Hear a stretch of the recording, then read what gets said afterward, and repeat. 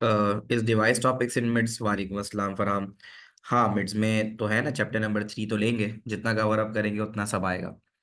ठीक है बच्चों, यहाँ से देख लेते हैं। यहाँ तक हमने मॉनिटरिंग एंड कंट्रोल वाला जो पार्ट है ये हमने कर लिया था। इसके 5 मार्क का जो 6 मार्क का क्वेश्चन आता है वो भी हमने कर लिया था। तो बार बार जो बात हमें याद रखनी थी वो यही थी कि normally what ever the question that relates with monitoring and control comes in the paper, तो हमें वहाँ पे 5 पॉइंटर्स लिखने पड़ते हैं, याद रखने पड़ते हैं। दैट इज के सेंसर पहले होता है, फिर उसके बाद एडीसी होता है जो उस सेंसर के डाटा को जो कि एनालॉग में होता है कन्वर्ट करता है, और फिर वो माइक्रो प्रोसेसर को भेजता है। माइक्रो प्रोसेसर के पास कोई ना कोई प्री स्टोर्ड वैल्यू होती है। अगर वैल्यू विद इन रेंज आ रही होती है एज पर द सिनारियो, तो प्रोसेस चलता रहता है। और अगर वैल्यू आउटसाइड द रेंज आती है तो फिर माइक्रो प्रोसेसर डीएसी को सिग्नल भेजता है, डाटा भेजता है जो एनालॉग में कन्वर्ट होता है, और फिर वो आखिर में एक्चुएटर के जरिए कोई ना कोई एक्शन परफॉर्म कर लेता है। आज का टॉपिक हमारा आउटपुट डिवाइस से रिलेट करता है। हमने इनपुट डिवाइसेस को पढ़ा था, ठीक है। और एक मिड टर्म एग्जाम्स 29 दिसंबर को मिड टर्म है आपका, ठीक है। और उसके बाद नेक्स्ट 5 जनवरी को उसका P2 है। पहले P1 है और फिर P2 है। और आप लोगों का ये जो समझो, इस वीक में मैं कोशिश करूंगा आप लोगों की 3 तो लेता ही हूँ, 4 क्लासेस भी ले लूँ, ताकि फिर आपको 22 से लेकर 28 तक का ब्रेक मिल जाए, जो विंटर ब्रेक है, फ्रॉम संडे से लेकर नेक्स्ट सैटरडे तक। तो ये एक ब्रेक मैं दूंगा आपको प्रिपरेशन के लिए, और फिर नोट्स वगैरह और रिसोर्सेज मजीद शेयर कर दूंगा।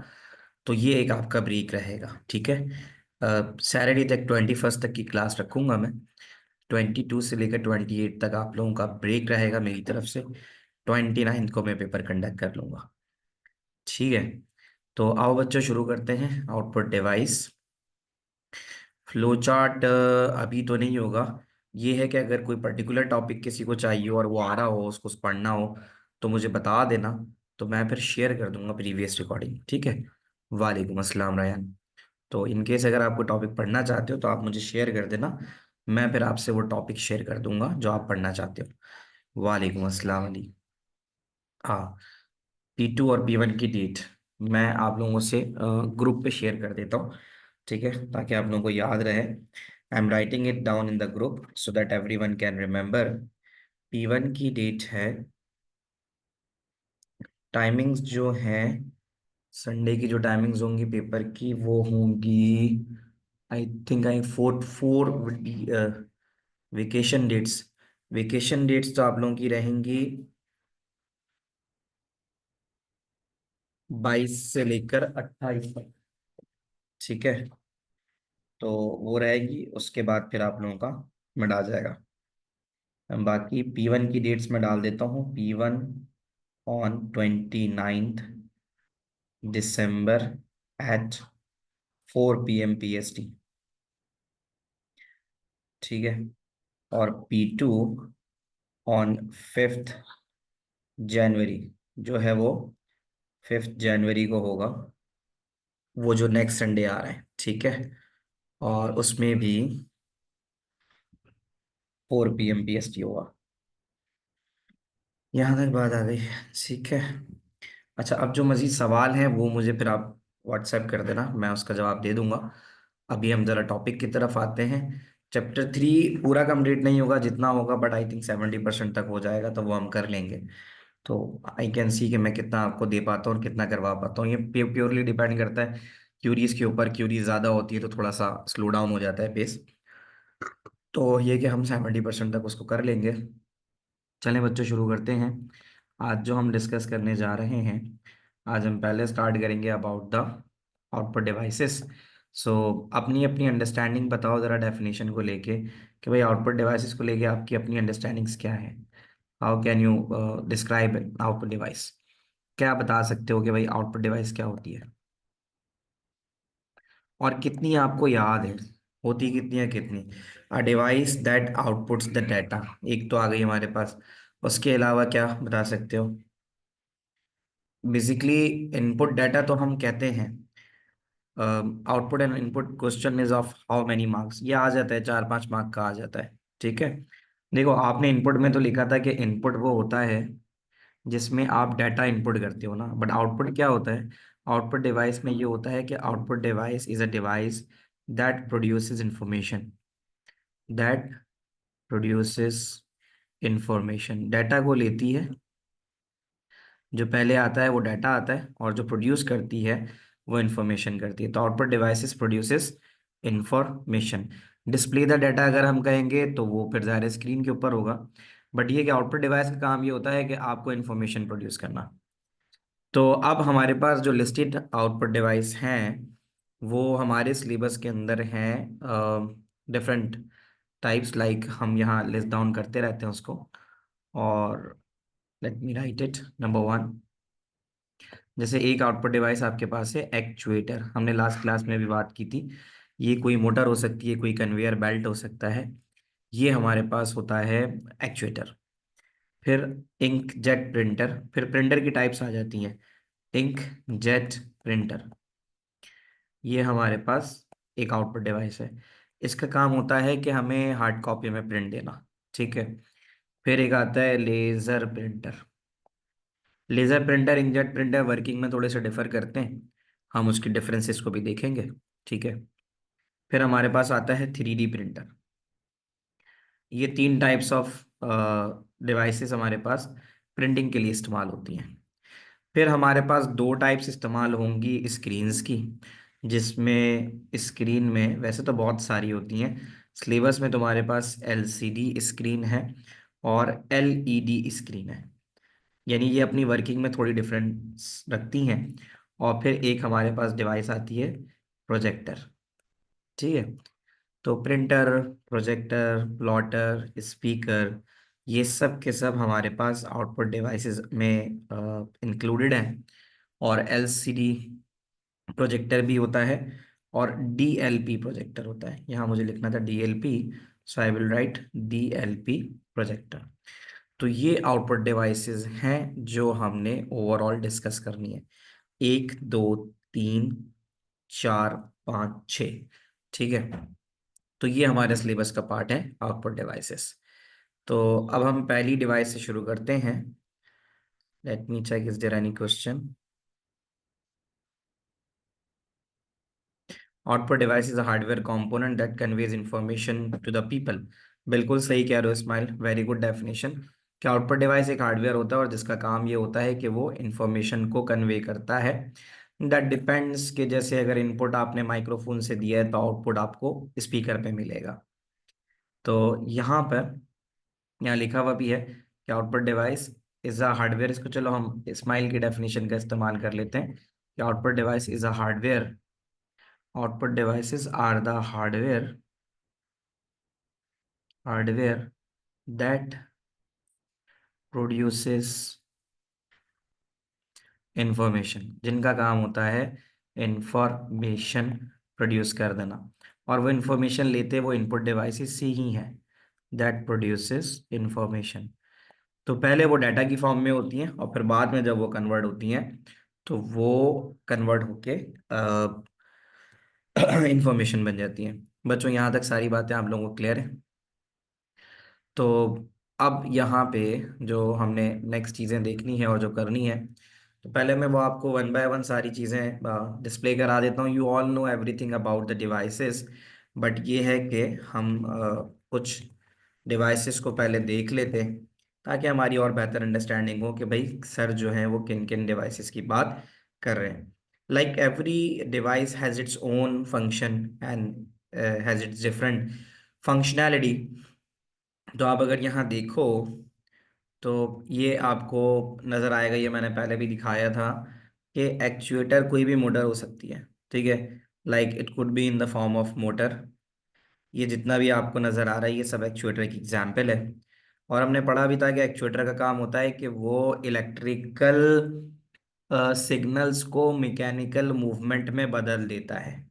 ठीक है, अगर आपको याद हो तो हमने यही पढ़ा था, उसकी एग्जाम्पल भी हमने क्लास में डिस्कस की थी कि वो कोई बॉल भी हो सकता है। ठीक है, ये आप देख सकते हो। तो एक्चुएटर हम किसी भी ऐसी डिवाइस को कहते हैं जो इलेक्ट्रिकल सिग्नल्स को मैकेनिकल मूवमेंट में देता है। तो ये आप यहाँ देख सकते हो, ये मोटर भी है। ठीक है, वो in the form of pump भी हो सकता है, हाइड्रोलिक पंप इस फॉर्म के अंदर भी हो सकता है। ठीक है, कोई लिफ्टर भी हो सकता है। So there are so many types of actuators we have. उसके बाद जो आपको अगली चीज मैंने बताई, that is about inkjet printer. मैं दिखा इसलिए रहा हूं कि आपसे कुछ डिफरेंसेस जब लूंगा, तो जब आप इन सबको देख चुके होगे तो, हाँ, जो जो कंप्लीट हुए हैं, ये चैप्टर यहीं से स्टार्ट हुआ है। नहीं, ये इनपुट आउटपुट डिवाइस जैसे चैप्टर 3 है, स्टार्ट तो वो वॉन न्यूमन आर्किटेक्चर से होता है, बट मैंने इनपुट आउटपुट डिवाइस से पहले शुरू किया है। तो मैंने इनपुट डिवाइसेस कराई हैं, सेंसर्स कराए और मॉनिटरिंग एंड कंट्रोल कराए, इसके 3 टॉपिक्स कराए। अच्छा,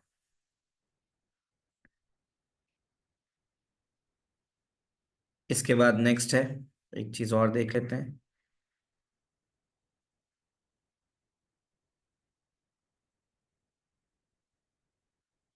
तो जस्ट अ मोमेंट। अच्छा जी, तो यहाँ आप देख सकते हो बेटा, ये इंकजेट प्रिंटर है। वर्किंग इसकी खत्म हो गई है, तो हम ज़्यादा इसकी वर्किंग के ऊपर बात नहीं करेंगे। बट हाँ, अभी जैसे मैं आपको बताऊं तो आपको थोड़ा नज़र आ सकता है कि इंकजेट प्रिंटर लेज़र के मुकाबले में छोटे होते हैं, ये आप देख सकते हो।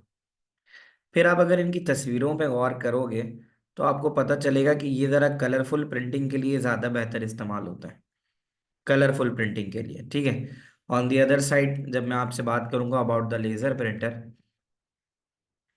तो लेज़र प्रिंटर आप देख सकते हो थोड़ा साइज में बड़े आपको नज़र आएंगे। ठीक है, और ये हर तरह की प्रिंटिंग के लिए अमूमन लार्ज या बल्क प्रिंटिंग में ज़्यादा इस्तेमाल होते हैं। ये देख सकते हो आप, तो इनके साइजेस थोड़े ज़्यादा होते हैं। तो ये इन यानी they are capable of handling large amount of data, ये भी एक बात है। और ये large volume of printing produce करते हैं, तो ये इसका फ़ायदा होता है कि ये ज़्यादा कॉपीज एक वक्त में निकाल सकते हैं। इंकजेट जो होता है उसका रेट ऑफ प्रिंटिंग स्लोअर होता है, क्योंकि वो तस्वीरें निकालता है। आपने अगर कभी अपनी पिक्चर खिंचवाई हो, आपको ज़रूरत पड़ी हो और आपने उसको निकलते हुए देखा हो, तो आप देख सकते हो कि इंकजेट प्रिंटिंग जो होती है वो स्लोअर होती है। ये जो कलरफुल प्रिंटिंग्स आपको यहाँ नज़र आ रही है निकलती हुई, ये कलरफुल प्रिंट नज़र आ रहा है, तो दे टेक मच टाइम। ठीक है, और हाँ, अब हम अगर बात करें कि sir HP laser jet is a laser printer, हाँ हाँ, लेज़र नाम है तो लेज़र प्रिंटर ही हुआ। तो उमर बिल्कुल सही कह रहे हो कि इंकजेट प्रिंटर से तेज़ होता है लेज़र जेट। और लेज़र प्रिंटर कहाँ इस्तेमाल होता है? ये ऑफिसेज के अंदर इस्तेमाल होता है। ठीक है, ये वहाँ इस्तेमाल होता है जहाँ large volume of printing required होती है। इंकजेट खासकर वहाँ इस्तेमाल होता है जहाँ पे आपको colourful photos, when you are more concern about the quality of photos, quality of photos पे ज़्यादा आपका कंसर्न होता है, तो फिर आप इंकजेट प्रिंटर का इस्तेमाल करते हो। हम प्रिंटर की थर्ड टाइप पे जाएंगे, तो आप देख सकते हो कि ये प्रिंटर जो है, ये लिक्विड पॉलीमर का भी इस्तेमाल करते हैं और पाउडर्ड रेजिन का भी इस्तेमाल करते हैं। तो इन तस्वीरों से भी आपको आइडिया हो सकता है कि किस तरह से 3D प्रिंटर ऑब्जेक्ट्स को क्रिएट करते हैं। तो यहाँ आप देख सकते हो, इवन 3D प्रिंटर से पूरे पूरे घर बन जाते हैं, पूरे पूरे ऑब्जेक्ट्स बन जाते हैं। तो 3D प्रिंटर के अपने फायदे हैं कि कोई भी ऐसा पार्ट जो अब अवेलेबल नहीं है मार्केट में, कोई कार का पार्ट है, कोई एयरप्लेन का पार्ट है, मार्केट में उसकी अवेलेबिलिटी नहीं है, तो वो आप 3D प्रिंटर के जरिए बना सकते हो। टॉयज, खिलौने आपको यहाँ नज़र आ रहे हैं, ये आप 3D प्रिंटर के जरिए बना सकते हो। देखो, ये डायनासोर हो गया, like you could have so many things that you can make. ये जो क्राफ्ट होते हैं, आर्ट एंड डिज़ाइन, ये आप बना सकते हो। सो ये चीज़ें क्योंकि अभी आनी है, जो मुझे आपको थ्योरेटिकल चीज़ें पढ़ानी है, तो इसलिए दिखा रहा हूँ कि आपको याद रह जाए। तो 3D प्रिंटर रेप्लिका भी बना लेता है, प्रोस्थेटिक लिम्ब भी बना लेता है। ठीक है, प्लास्टिक का भी बन सकता है, मोल्टेन प्लास्टिक, मोल्टेन रेजिन, इन सब चीज़ों का भी बन सकता है। अच्छा, जो घर में प्रिंटर होता है वो कौन सा होता है? मरवा देख लें उस पर, या तो अगर डेस्क जेट लिखा हुआ है जैसे तो वो इंकजेट है, वरना लेजर जेट अमूमन जो घरों में इस्तेमाल होता है वो लेजर जेट ही होता है। ठीक है। उसमें ऐसा है कि how can you know about कि भाई तुम्हारा प्रिंटर इंकजेट है लेजर जेट है। तो याद रखना कि इंकजेट में ना कार्ट्रिज का इस्तेमाल होता है, कार्ट्रिज, यानी इंकजेट प्रिंटर लिक्विड इंक का इस्तेमाल करता है। ठीक है। ऐसे करके ये तुम्हें नजर आ रही होगी। अगर अपने उसको प्रिंटर को खोलोगे तो ये राइट साइड पे ये कार्टेज नजर आती है। ये कार्टेज में इंक होती है, लिक्विड इंक होती है। इसीलिए इसका जो वो है आउटपुट है वो बहुत कलरफुल और शार्प कलर्स के साथ होता है। ऑन दी अदर साइड अगर आप जाओ इसमें लेजर में, तो लेजर में थोड़ा फर्क है। लेजर में टोनर इस्तेमाल होता है, can you see that? On the left side is the toner, laser का टोनर होता है। तो वो पाउडर्ड इंक इस्तेमाल करता है। ठीक है, ये आप देख सकते हो। ये जो राइट साइड पे है ये टोनर है, और जो लेफ्ट साइड पे है वो टोनर है, जो राइट साइड पे है वो कार्टेज है। इंकजेट कार्टेज यूज करता है, ये आप देख सकते हो। ये तो खैर वो है पाउडर, कलर पाउडर्ड वो है लेजर है। तो आप जहां जहां इंक का इस्तेमाल देखोगे इस तरह से, ये जो राइट साइड पे नजर आ रहा है ये सारा इंक है।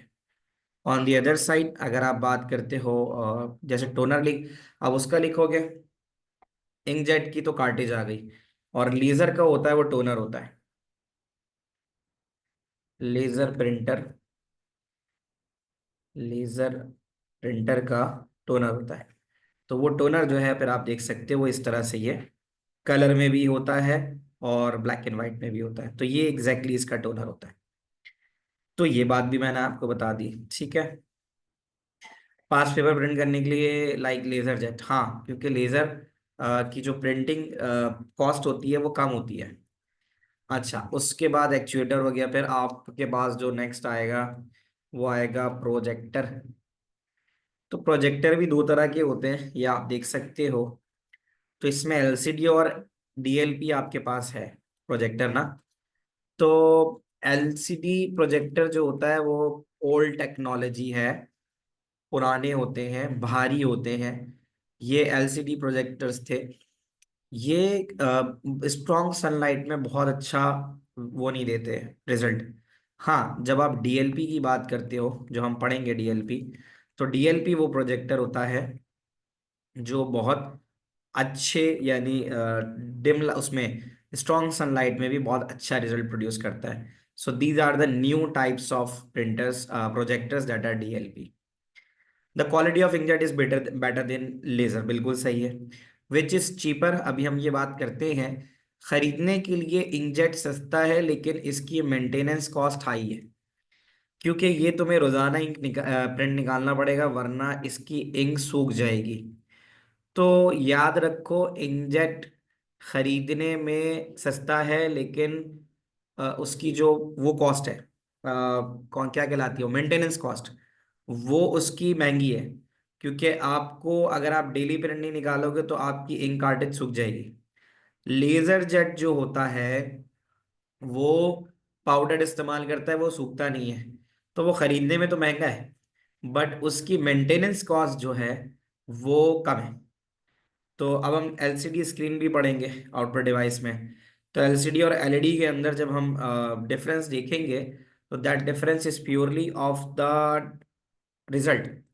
एलसीडी वर्सेस एलईडी स्क्रीन अगर हम देखें तो एलईडी होती है, जो तुम्हारे पास नॉर्मल एलईडीज देखी होंगी ना तुमने, अगर ये भी एक देख सको, मे बी पॉसिबल, जो मुझे अभी वाजे यहाँ पे इसका रिजल्ट नज़र आ रहा है आपको शेयर होते हुए ना नज़र आए। मैं कोई अगर ऐसी पिक्चर लूं जैसे ये देख रहे हो, like brightness of LED is good, brightness of LED अच्छी है, शार्पनेस ऑफ एलईडी अच्छी है, उसके कलर ये देख रहे हो, can you see that? So which one looks brighter on your side, आपके पास शेयर होने के बाद किसका आपको रिजल्ट बेहतर लग रहा है? The one on the left, the one on the right? Right one है ना। तो सबको नजर आ रहा है कि भाई ये थोड़ा ब्राइट है, ये थोड़ा सा डिम है। So we will discuss about all these things as soon as we move on. तो चलें जी, शुरू करते हैं। आई थिंक जो लास्ट प्रीवियसली जो कुछ आपका मैटर था वो मैंने आप लोगों के साथ शेयर कर दिया है। मज़ीद अगर कोई रह गया हो तो मुझे याद दिला देना। तो यहाँ तक तो हम सारी बातें कर चुके थे। अब हम आते हैं टुवर्ड्स आउटपुट डिवाइसेस। हाँ, एलसीडी के अंदर स्मॉल डिवाइसेस, वो तो मैं जब इंडिविजुअली पढ़ाऊंगा तो मैं थोड़ा और भी इसके बारे में बताऊंगा। मैंने आज सिर्फ ओवरव्यू दिया है ताकि आपको पता हो। एलसीडी की बेटा फुल फॉर्म होती है लिक्विड क्रिस्टल डिस्प्ले। लिख लो। एलसीडी की फुल फॉर्म होती है लिक्विड क्रिस्टल डिस्प्ले। एलईडी की होती है लाइट एमिटिंग डायोड। वो इसलिए होती है कि ऐसे देखो, जो फॉर्म्स है ना उसकी क्या वजूहत हैं कि, और क्यू एलईडी जो होती है, फिर ओ एलईडी होती है organic light emitting diode. Can you see my other screen from the laptop? तो एलसीडी जो होती है ना, लिक्विड क्रिस्टल डिस्प्ले, तो उसमें लिक्विड होता है। आप ये देख सकते हो कि एलसीडी स्क्रीन में इनसाइड आपको एक लिक्विड क्रिस्टल्स मिलेंगे। ये जो बीच में ये लिक्विड क्रिस्टल्स है। अगर आपके घर में एलईडी हो तो आप थोड़ा सा हल्का सा उसको अपनी उंगली से अंगूठे से प्रेस करके देखना, तो आपको वो जो इंक है, जो जो वो है लिक्विड है, वो डिस्प्लेस होता हुआ नजर आएगा। ठीक है। ऑन दी अदर साइड अगर आप बात करोगे एलईडी की, तो वो है लाइट एमिटिंग डायोड। वो छोटी छोटी एलईडी पे मिलके बनता है। ये देख रहे हो ये एलईडी? तो ऐसी बहुत सारी एलईडीज आपकी एलसीडी के पीछे होती हैं, तभी जाके आपको एक ब्राइट स्क्रीन नजर आती है। Can you see that? I think that would be more visible to you now, कि एक एलईडी स्क्रीन जो आपको नजर आती है, तो इन माइक्रो अगर आप देखो तो उसके पीछे ये एलईडी के कलर्स काम करते हैं। तो ये स्क्रीन देख लो, ये स्क्रीन देख लो, ये एलईडीज हैं। तो LED produces the sharp the brighter one, और पावर कंजम्पशन एलईडी की कम होती है। So there are so many advantages of the LED screens, you can see. बच्चों, यहाँ तक सारी बातें क्लियर हैं? LED works with small LEDs, हाँ ये बात तो हो गई। ठीक है। क्यों एलईडी पार्ट नहीं है तो मैं फिलहाल डिस्कस नहीं करना चाहूंगा ना, तो फिर थोड़ा सा टाइम ज़्यादा निकल जाता है। और ये सब चीज़ें आ गई हैं। बाकी एलसीडी की फुल फॉर्म है liquid crystal display. Liquid crystal display actually इसकी वर्किंग है नहीं सिलेबस में, मैं डिस्कस ज़्यादा करना नहीं चाहूँगा क्योंकि फिर वो टाइम जाता है हमारा। हमारे लैपटॉप की स्क्रीन्स एलसीडी भी होती हैं, अमूमन ज़्यादातर एलसीडी होती हैं। ठीक है। तो ये होता है एलसीडी, लैपटॉप में एलसीडी ज़्यादा होती हैं, सही है। और डीएलपी होता है digital light projector. Digital light projector. आओ बच्चों, अच्छी खासी बातें मैं समझा चुका हूँ। अब हमें थोड़ा सा रट्टा लगाना है। Y liquid in the LCD turns black sometimes. वो फिर जाहिर है उस वजह से होता है कि हर एक जो कह सकते हो वो हो सकता है प्रोडक्ट है, उसकी अपनी एक लाइफ लाइफ होती है। तो समटाइम उसमें एक चीज़ कहलाती है इमेज बर्न, वो भी हो जाता है। तो इमेज बर्न ऐसा होता है कि अगर ज़्यादा वोल्टेज अप्लाई हो जाते हैं तो उसकी वजह से आपकी स्क्रीन के ऊपर स्मॉल डॉट्स भी आना शुरू हो जाते हैं। बिग स्क्रीन जो पब्लिक पे होती हैं वो सारी एलईडीज होती हैं। ठीक है। LCD have view angle problem, so that's why LEDs better. हाँ बिल्कुल सही कह रहे हो। अगर आप एलसीडी स्क्रीन अपने लैपटॉप को अपने सामने से देखते हो, बिल्कुल यानी बिल्कुल 90 डिग्री का एंगल बना के देख रहे हो, तो बिल्कुल सही नज़र आती है। लेकिन अगर आप किनारे हो जाओ, दरवाजे के पास चले जाओ, किनारे पे खड़े हो जाओ, तो फिर आपको अपनी एलसीडी का व्यू एंगल पूरा नहीं मिलेगा। तो एलईडी का व्यू एंगल पूरा होता है। चलो बच्चों, अब पढ़ते हैं।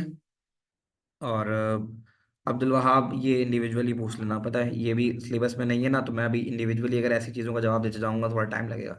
तो मुझे इंडिविजुअली पूछ लेना, मैं तुमसे शेयर बता दूंगा। चलो बच्चों, एक्चुएटर की बात करते हैं। एक्चुएटर बता चुका हूँ कि एक मैकेनिकल या फिर इलेक्ट्रोमैकेनिकल डिवाइस है। कोई रिले हो सकती है, कोई सोलेनाइड हो सकती है, कोई मोटर हो सकती है। मैं पहले भी बता चुका हूँ कि जैसे कन्वेयर बेल्ट चलता है जिस पे लगे जाता है, कोई वॉल है या कोई लॉक है, तो वो सब के सब इसलिए इस्तेमाल होते हैं, यानी कंप्यूटर एक्चुएटर को कंट्रोल करने के लिए इस्तेमाल करता है। ठीक है। तो इसका काम ये करने के लिए होता है कि ये किसी भी डिवाइस को कंट्रोल करता है। जैसे आपका एसी चल रहा है, तो ठंडक हो चुकी है कमरे में, तो अब कंप्रेसर ऑफ करना है। तो कंप्रेसर को ऑफ करने के लिए आप खुद से उठ के नहीं जाओगे, वो किसी ना किसी सिग्नल के थ्रू, यानी कंप्यूटर से उसको सिग्नल मिलेगा डीएसी के जरिए, और वो ऑटोमेटिकली क्लोज होगा, तो फिर वहां पर हम एक्चुएटर का इस्तेमाल करेंगे। तो डेफिनेशंस वगैरह सारी दी हुई हैं। इसका काम क्या होता है कि ये किसी भी कन्वेयर बेल्ट को स्टॉप और स्टार्ट करने के लिए, वॉल को ओपन या क्लोज करने के लिए इस्तेमाल होता है। मैं यहाँ लिख सकता हूँ कि भाई वॉल को क्लोज कर रहा है, तो वॉल कौन सा हो सकता है? वो कंप्रेसर का वॉल हो सकता है। कंप्रेसर विजिबल है? कंप्रेसर। इवन जो शॉपिंग मॉल में गेट्स होते हैं, जो ऑटोमेटिक खुल रहे बंद हो रहे होते हैं, वो भी तो एक्चुएटर की वजह से है। कि एक्चुएटर ही तो उस मोटर को जो दरवाज़ा खोलती है बंद करती है ऑपरेट कर रहा होता है। ठीक है। तो एक्चुएटर का काम क्या होता है बेटा? यूज़ है मोटर को कंट्रोल करना, पंप को कंट्रोल करना, स्विचेस। ठीक है। अब स्विचेस का मतलब क्या हो गया? जैसे मैंने ऑटोमेटिक डोर ओपनिंग, तो ऑटोमेटिक डोर ओपनिंग। अच्छा, स्कूल के अंदर भी ना बजर्स का इस्तेमाल होता है कि आप उसमें सेट कर देते हो बेल रिंग टाइम्स, कि 8 बजे स्कूल शुरू हुआ है तो 8:40 पे पहला लेसन है, फिर 40 मिनट बाद दूसरा है, फिर तीसरा है, फिर चौथा है, फिर पांचवे में आधे घंटे का ब्रेक आ रहा है। तो ये बजर्स भी ये काम कर सकते हैं। पहले, अब जब हम छोटे थे, जब हम अर्ली क्लास में था मैं, तो उस वक्त ना हाथ से एक लोहे की प्लेट होती थी, और उस पे हैमर से जो है ना, वो जो पियोन होते थे वो हिट करते थे तो बैल हो जाती थी। फिर धीरे धीरे वक्त चेंज हुआ। ठीक है। अभी भी आप लोगों ने बजर्स देखे ही होंगे। तो बजर्स क्या होते हैं? बजर्स में आपको बटन दबाना होता है ना, तो आप दबाते हो बटन, बट हकीकत में उस बटन के पीछे जो ऑपरेशन परफॉर्म होता है वो मैकेनिकली होता है ना। कि वो जो कोई भी नोब होगी वो जाके टकराती है, तो जाके आवाज प्रोड्यूस होती है इनसाइड बेल। ये अगर आपको मैं बटन दबाऊं, इनसाइड बेल बजर, तो मैकेनिकल मूवमेंट ही है। अगर आप ये देखो, ये अच्छी बड़ी एग्जाम्पल है इसमें बताई गई है कि जो आप बजर बजर दबाते हो, तो हम सॉलिनॉइड वाली बात कर रहे थे ना, ये देखो, कैन यू सी दैट? कि इसमें बकायदा ये जो बेल है, ये वाली एग्जाम्पल आपको यहाँ नजर आ रही होगी। तो इस बेल के पीछे एक करंट प्रोड्यूस होता है ना, एक आप बटन दबाओगे, स्विच दबाओगे, तो ये बजनी शुरू हो जाएगी। ठीक है, जो घर में भी लगी हुई होती है। तो क्या है, बटन आप दबाते हो बट मूवमेंट तो मैकेनिकल है ना। ये एक टिन प्लेट होती है, इसके ऊपर एक रॉड लगती रहती है मुसलसल, तो जितनी देर तक वो टकराती रहेगी उतनी देर तक आपको आवाज मिलती चली जाएगी, है ना। तो ये चीज हो सकती है। Does actuator open the door? Actuator control the device that opens the door. Actuator is a device that helps in opening the door. Actuator as a motor काम करता है, और वो मोटर फिर दरवाजे को खोलती है, बंद करती है। फिर वो ये काम करती है कि उस दरवाजे को खोलने और बंद करने का काम मोटर करती है। तो दैट इज एन एक्चुएटर। ठीक है बच्चों। तो ये भी मैंने आपको समझा दिया। ठीक है। इतनी चीजें आती नहीं है बट ये, हाँ, जो बाईसाइकिल की बैल होती है, ये बड़ा अच्छा तुमने बताया कि बाईसाइकिल की जो बैल होती थी ना पहले, वो मैकेनिकली बजती थी ना भाई। कि वो हमें एक अगर आप लोगों ने चलाई हो, कितने बच्चों ने चाहिए जो चलाई है, जो मैनुअली आपको उसको थोड़ा सा आगे पीछे करना होता था तो बैल बजती थी, याद है? तो अब वो जो बाईसाइकिल की बैल आप मैनुअल चलाया करते थे, यस, ये बड़ी अच्छी चीज तुमने इंटरेस्टिंग सी बताई ना, कि ये देखो, ये तुमने अच्छी चीज बताई। देखो अब ये क्या था, ये मैकेनिकल मूवमेंट है ना, ये जो हम देख रहे हैं ये वाली, समझ रहे हो? अब यहां से तुम्हें एक्चुएटर अच्छा समझ में आएगा कि ये मैकेनिकल मूवमेंट है, ये हमें खुद करना पड़ता था। बट जब हम अभी जो दूसरी एग्जाम्पल मैंने दिखाई, दैट इज बेल, जो बेल का रिंग होना है, अब उसे हम चढ़ के नहीं बजाते, उसके लिए ये सब मैकेनिकल नजर आ रहा है। ये एक्चुअल ये वाली बेल हुआ करती थी वो, सही है ना। तो ये हम मैनुअली प्रेस करते थे, बट ये जो अभी मैंने तुम्हें पीछे दिखाई, दैट इज स्कूल वाली, ये वाली, इसको अब हम चढ़ के नहीं दबा सकते बार बार, है ना। तो इसके लिए हमें बटन दबाना पड़ता है। उस बटन से एक करंट इंड्यूस्ड होता है। वो इंड्यूस्ड होने के बाद ये जो छोटा सा हैमर है, इसको मुसलसल बैल के ऊपर स्ट्राइक करते रहता है, और आपकी घंटी बजनी शुरू हो जाती है। तो यहाँ तक की बात हो गई। ठीक है। मैं सवाल लेता हूँ, मैं 5 मिनट बाद सवाल लूंगा, ठीक है। बस फाइल आराम प्रेस करने करके भागा हूँ। अच्छा, ये भी तुम करते हो, तो ये भी अच्छा है। पुराने वक्तों में ऐसा होता था समटाइम्स के, जब हम छोटे थे तो लाइट जाया करती थी। तो हम क्या करते थे, हम बबल गम लेते थे और उसको जो है ना दो चार घरों में लगा दिया करते थे। उस वक्त लाइट गई हुई होती थी। तो फिर जब लाइट आ जाया करती थी तो फिर होता ये था कि एक साथ पूरे जो है ना मोहल्ले की बेल बजना शुरू हो जाती थी। तो अभी तुमने बताया तो मुझे याद आ गया कि देखो ऐसा भी होता था कि आप इस तरह से भी जो है ना थोड़ी बहुत शरारती कर लिया करते थे। चले जी, स्क्रीन शेयर दोबारा करता हूँ और एक सेकंड, स्टक स्टक हो गई है। तो जब तक सवाल ले लेते हैं, सवाल पूछ लो, मैं इसको वो कर रहा हूँ। एक मिनट, रेज योर हैंड। एक खुजैमा ने पहले सवाल के लिए कहा था, फिर इस्माइल ने कहा था, तो पहले खुजैमा आप पूछो, फिर इस्माइल आप पूछो। चले जी। तो एक्चुएटर का यूज आता है, देखो ये कोई भी चीज़ है जो मैं तुम्हें पढ़ा रहा हूँ, दे रहा हूँ ना, ये मैं नोट शेयर करूंगा। तो जो है उसमें तीन तीन दो दो पॉइंट्स उसकी याद रख लेना, ठीक है। चाहिए, हमने बात कर ली। तो एक्चुएटर क्या करता है, एक्चुएटर जो होता है वो फिजिकल डिवाइस कहता है ना, it allow computer to control physical devices that normally require analog input. तो किसी भी डिवाइस को अगर एनालॉग इनपुट चाहिए होता है तो एक्चुएटर जो है उसको डीएसी के जरिए, पहले डीएसी यानी डिजिटल टू एनालॉग कन्वर्टर के जरिए वो सिग्नल उठाता है यानी लेता है एक्चुएटर, और उसके बाद वो काम परफॉर्म करता है। एडवांटेज क्या हो सकता है, इससे एक रिमोट ऑपरेशन है, आपको खुद जाके वहां पे किसी चीज को बंद करने की जरूरत नहीं है ना। आप नहीं हो वहां पे, कोई मसला नहीं। जैसे डोर क्लोजर होता है, नॉर्मली घरों में लगा होता है, तो अगर एक्चुएटर लगा हुआ है तो आप चले जाओ उठ के, आपके मेजबान को उठ के आके दरवाजा बंद करने की जरूरत नहीं है। तो यहाँ पे कह रहा है कि pumps in a nuclear reactor where remote operation is a big safety factor. Nuclear reactions के अंदर आपका वहां पर मौजूद होना बड़ा खतरनाक साबित हो सकता है, तो फिर आपको वहां नहीं होना होता, आप वहां एक्चुएटर लगा लेते हो। बाकी फायदा ये है कि बहुत महंगी डिवाइस नहीं होती। हाँ, एडिशनल डिवाइस है जो कभी कभी गलत भी हो सकती है। देखो समटाइम ना हमें थ्योरी में कुछ ऐसे पॉइंट्स फजूल के लिखने होते हैं जो काम के नहीं होते, बट हमें नंबर में हासिल करने के लिए लिखने होते हैं। तो हमें कुछ ना कुछ लिखना होगा कि भाई ये डिवाइस ऐसी भी होती है कि जो कभी कभी गलत भी जा सकती है, ठीक है।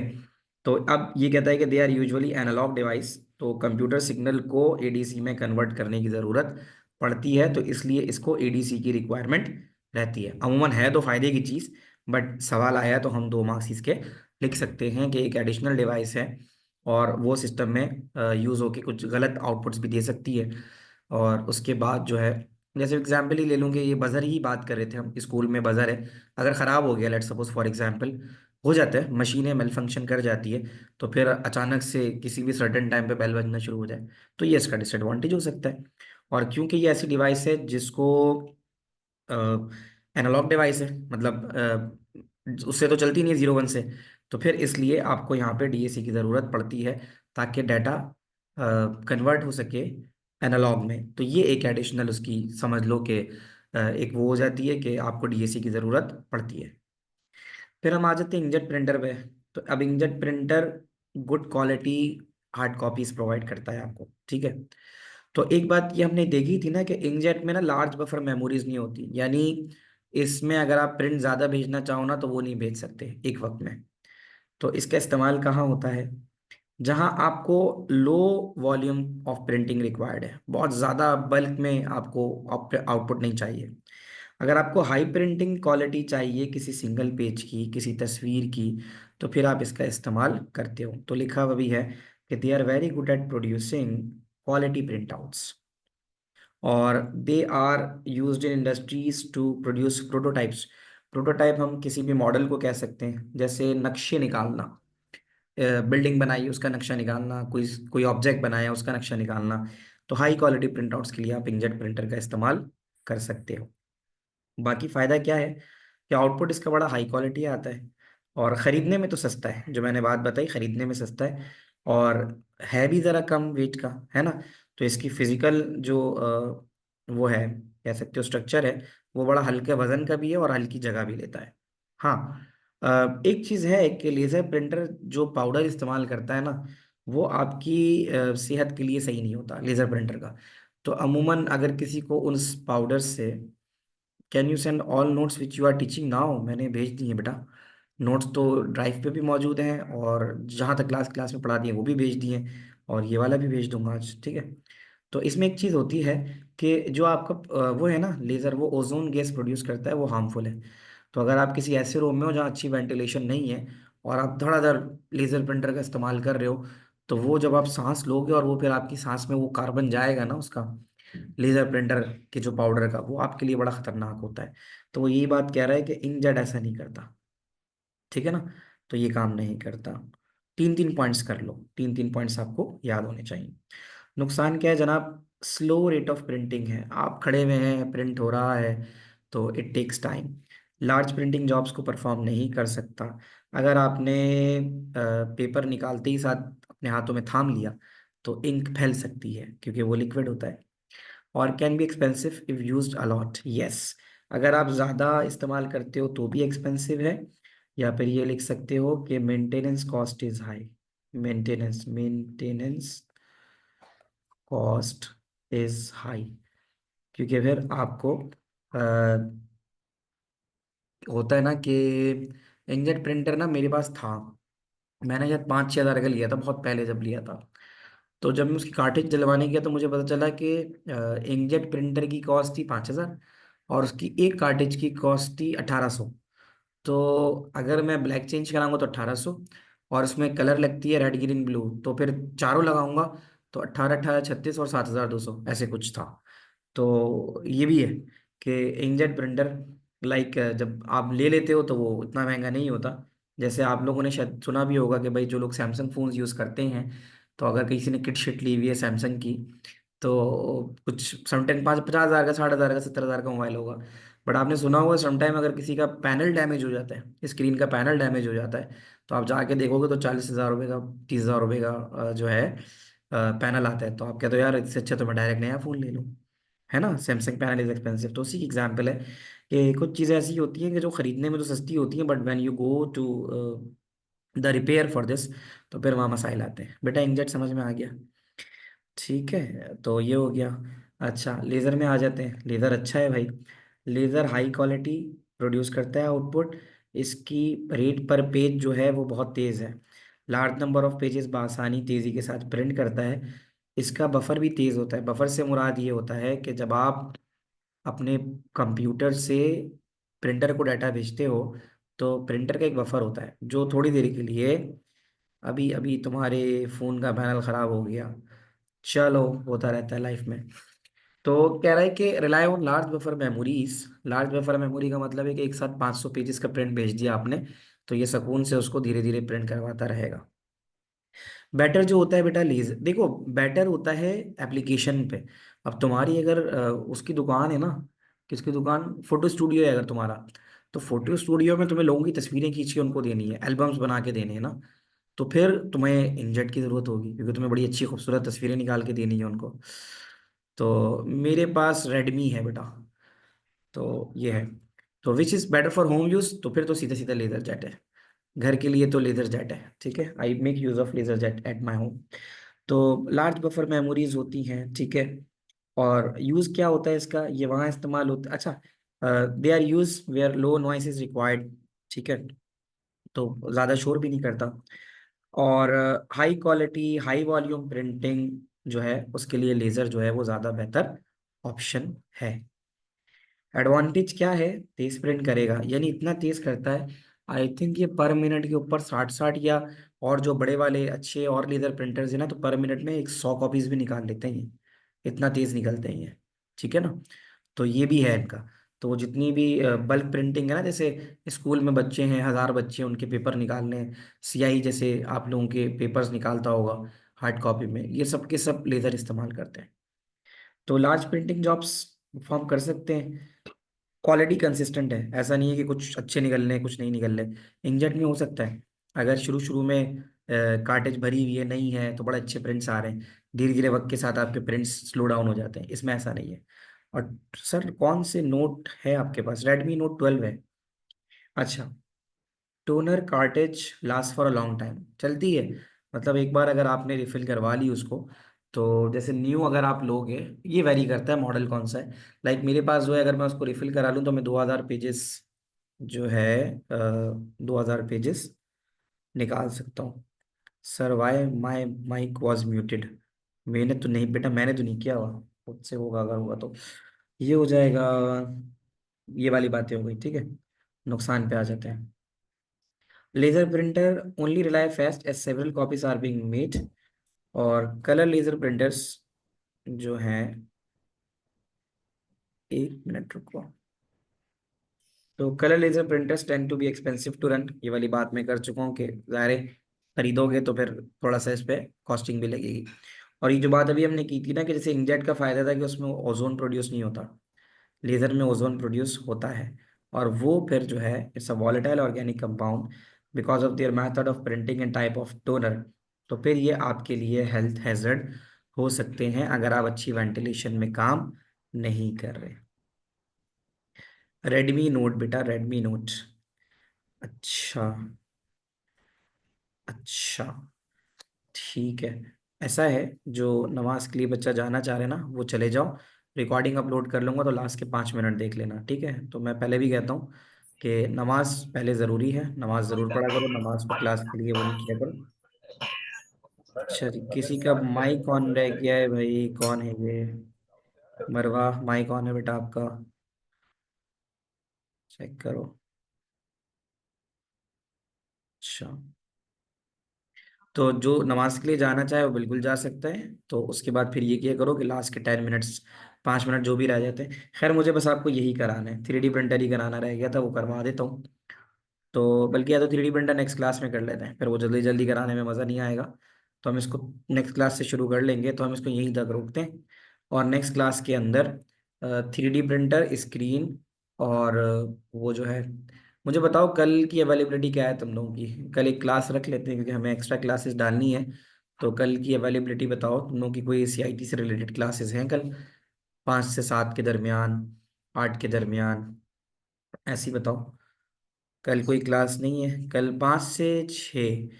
5 से 6 बता दो, 5 से 6 सब आ जाओगे ताकि थोड़ा जल्दी हम निपटाए ना। 5 से 6, हाँ तो देखो बाकी सब कह रहे हैं ना 5 से 6, 5 से 6, 5 से 6। तो अच्छा, मैं ज़रा डाल देता हूँ उसके ऊपर ग्रुप पे ना। तो थोड़ा सा आज इस हफ्ते की 4 क्लासेस कर लेते हैं तो आगे तो मैं नहीं नहीं बेटा, सूडो कोड पॉज किया हुआ है ना अभी, सूडो कोड पूरा तो नहीं हुआ ना क्योंकि थ्योरी भी करवानी है। देखो मैं थ्योरी पहले इसलिए थोड़ा निपटाना चाह रहा हूँ कि जनवरी तक में थ्योरी नहीं मर जाएगी ना, आप रिलैक्स होकर बैठ जाओगे। फिर हमारे पास जो बाकायदा जो 2-3 महीने रह जाएंगे ना, 2 से ढाई महीने, फिर हम फुल फ्लैश सूडो कोड ही करेंगे, ठीक है ना? तो फिर हम उसी को करेंगे। तो P1 हम कोशिश करेंगे कि हम जनवरी में निपटाएं, 3 4 5 ये आराम से हमारे निपट जाएंगे जनवरी में। तो फिर हम उसके बाद पूरा फुल फ्लैश, क्योंकि वो एक ऐसी चीज होती है थोड़ा लेटेस्ट पढ़नी होती है ना आपको, मतलब उसको आपको करंटली पढ़ना होता है, तो इसलिए मैंने सूडो कोड को थोड़ा सा स्टॉप कराया है। कंप्यूटर हार्डवेयर कब पढ़ाएंगे, व्हाट अबाउट रैम्स, इसके बाद रैम ही है। ये जो हम इसको ख़त्म करेंगे जब इनपुट आउटपुट डिवाइसेस को, तो रैम कर लेंगे। एक काम मैं ये कर सकता हूँ कि मैं एक रिकॉर्डेड लेक्चर आपके लिए बनाऊँ, उसमें मैं एक्सप्लेनेटरी रखूँ अबाउट ये जो रह गए टॉपिक्स, इनपुट आउटपुट डिवाइस वाले, रैम रोम वाले, ये सब थ्योरेटिकल टॉपिक्स हैं। तो मैं ये आपसे बना के शेयर कर लूँ या प्रीवियस में से देख लूँ अगर मेरे पास मिल जाएगा। उससे ये होगा थोड़ा टॉपिक तेज चला जाएगा हमारा, और आप उसको सुकून से बैठ के पढ़ लोगे अपने टाइम के हिसाब से, as once you got free. तो उससे ये हो जाएगा, थोड़े टॉपिक्स हमारे तेज तेज निकलना शुरू हो जाएंगे। तो we can do as well. मैं ज़रा क्लास की टाइमिंग्स डालता हूँ, बट ये कि मैं आपको एक 30, ज़्यादा बड़ा लेक्चर नहीं बनाऊंगा, 30 मिनट इतने रखूंगा कि वो बासानी प्रैक्टिकली आप लोग देख लो। और फिर हम, हाँ, उनका क्यूरी सेशन रख लेंगे। 15 मिनट का क्यूरी सेशन इनफ होगा अगर किसी को कोई सवाल करने होंगे। तो इस तरह से भी हम थोड़ा सा तेजी से ना इन थ्योरेटिकल टॉपिक्स पे निकल जाएंगे। ठीक है बच्चों, तो किसी के सवाल हो तो अभी मेरी क्लास भी स्टार्ट होगी, तो आप फिर उसमें मुझे व्हाट्सएप पे छोड़ देना, तो मैं फिर आप लोगों को जवाब दे दूंगा। और सूडो कोड पढ़ा है असल मेरे स्कूल में हो रहे हैं। मुझे मैसेज छोड़ दो मुनीबा, मैं फिर जो है ना तुमसे बात कर लेता हूँ। ठीक है, अलग अलग किसी के जो मसाले हैं मुझसे अलग बात कर लो व्हाट्सएप पे, मैं बता दूंगा। ये एक्स्ट्रा क्लासेस नॉर्मल, ये तो एक्स्ट्रा रख रहा हूँ ना, पीर और बुध के अलावा जितनी भी ये सब एक्स्ट्रा क्लासेस हैं। और इनका एम यही है कि हम चैप्टर 3 कंप्लीट कर लें, बिल्कुल ऐसा ही है। तो सूडो कोड का टेस्ट अभी तो फिलहाल नहीं रख रहा, अभी मैं ज़रा चैप्टर 3 निपटाता हूँ। ठीक है, ये मैं पूरा शेयर कर दूंगा, बुशरा तो बेटा देख ही लेना। ये आप ही का डॉक्यूमेंट है, मैं आप लोगों से शेयर कर दूंगा, तो फिर आप इसको यहीं से देख लेना, ठीक है? लेज़र की डेफिनेशन, कोई डेफिनेशन नहीं है, इट्स अ प्रिंटर। लेज़र तो प्रिंटर है, बस आपके पास सिलेबस यही कहता है कि इसके आपको फ़ायदे नुकसान और यूजेस बताने होते हैं। ठीक है बच्चों, चलो टेक केयर, अल्लाह हाफिज़, मिलते हैं इंशाल्लाह अगली क्लास में।